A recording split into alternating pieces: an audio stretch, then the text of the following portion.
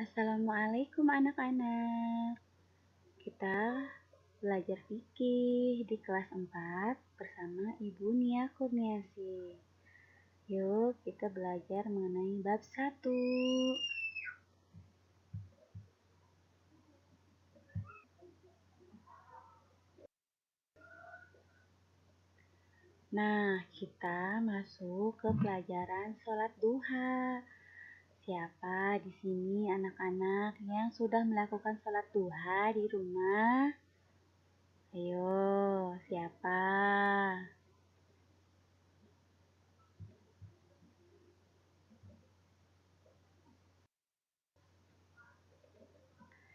Nah, ketentuan sholat duha di sini. Sholat duha adalah sholat sunnah yang dilakukan seorang muslim ketika waktu duha.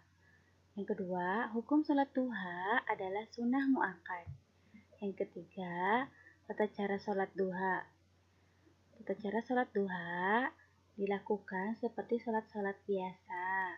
Bacaan dan gerakannya pun sama.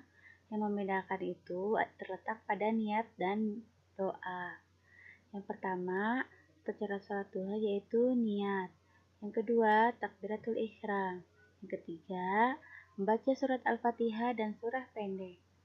Yang keempat, rukun tumakninah. Kelima, iktidal tumakninah. Yang keenam, sujud pertama tumakninah. Dilanjut ya. Nah, lalu ada duduk di antara dua sujud tumakninah. Sujud yang kedua tumakninah. Langkah ini diulang sampai 2 rakaat ya anak-anak.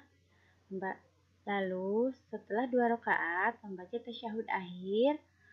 Lalu membaca salawat atas Rasulullah pada tasyahud akhir dan salam. Lalu tertib. Setelah selesai membaca salam anak-anak, kita berdoa sudah sholat duha. Sudah bisa belum nih doa sudah sholat duha? Yuk kita belajar membaca doa sholat duha.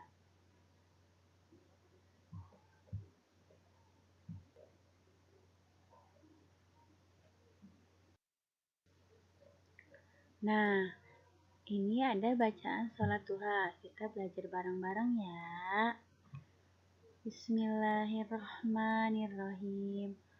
Allahumma inna duha'uka wal baha'a baha'uka wal jamala jamaluka wal quwwata quwwatuka wal qudrata qudratuka wal ismata ismatuka. Allahumma in kana rizqi fis sama'i fa anzilhu wa in kana fil ardi fa ahrijhu wa in kana mu'siran fayassirhu wa in kana haraman fatahhirhu wa in kana ba'idan faqarribhu bihaqqi duhaika wa bahaika wa jamalika wa quwwatika wa qudratika atini ma ataita ibadikas sholihin. Nah, seperti itu ya anak-anak bacaan doa sudah sholat duha.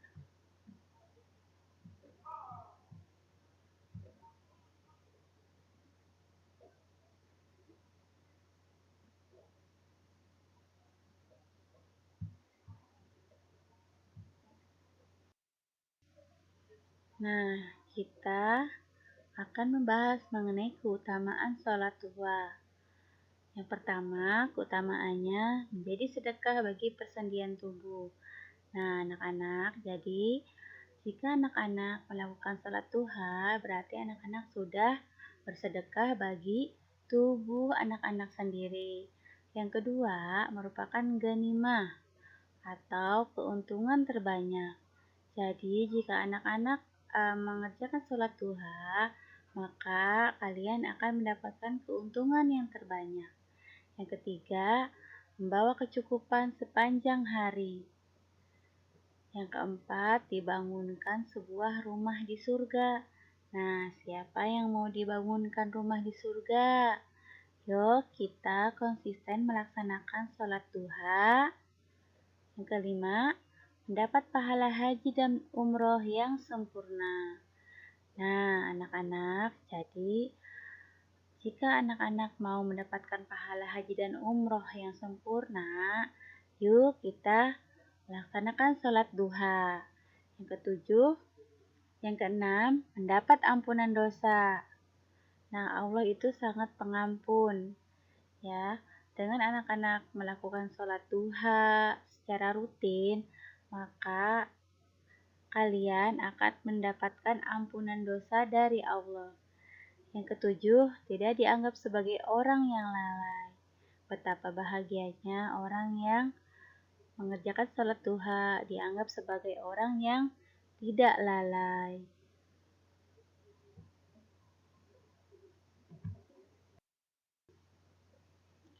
Nah, itulah materi sholat duha anak-anak. Terima kasih, semoga kalian bisa memahaminya.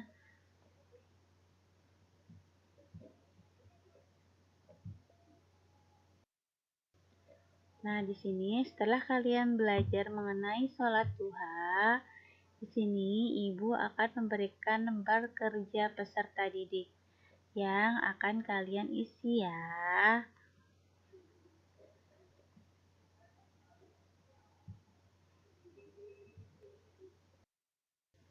Nah, di sini kompetensi dasar memahami tata cara sholat duha. Di sini indikator pencapaian kompetensi itu menyebutkan pengertian dan keutamaan sholat duha. Lalu memahami tata cara sholat duha.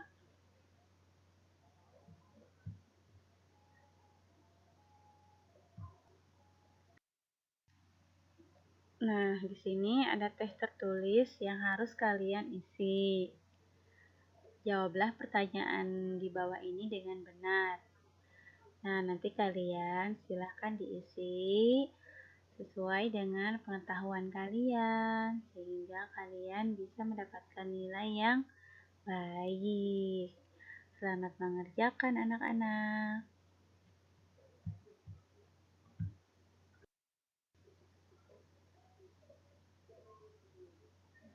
Nah, ini soal selanjutnya ya. Silahkan dikerjakan lagi.